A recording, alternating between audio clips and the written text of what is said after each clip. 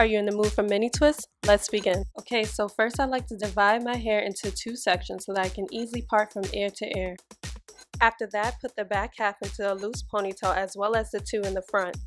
Using the center part as a guide makes parting ear to ear a lot easier to me. I like to part little by little until it's straight, but remember, it doesn't have to be perfect.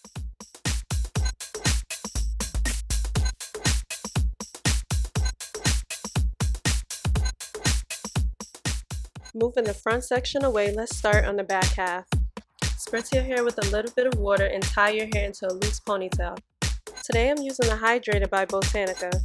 Use your fingers to separate each section, apply a small amount of product, and begin twisting from roots to end. At the end, apply more product and give it a nice twirl around your finger. This will help to moisturize and seal the end of the twist. Repeat the same method as you move from section to section, applying product to your hair, twisting from root to end, and applying more product and twirling your hair around your finger. If the section is tangled, detangle from ends to root.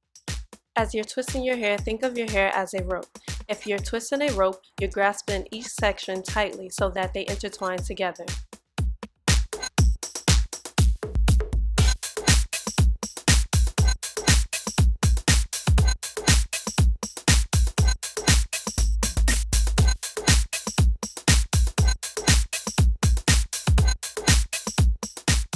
Sometimes I like to wrap hair ties around my twist because, girl, the shrinkage is real and this helps to elongate them. Alright, so we are in the front now. These are the sections you actually should part, for styling purposes. After parting, you are going to follow the same method as you did before until you complete your entire head. I hope these tips were of some help so that you too can rock your mini twist. Girl, listen, I know sometimes our hair needs a timeout before we reach for those scissors and we're ready to chop it off. You got this. Enjoy watching the video to the very end so that you can see the completed look.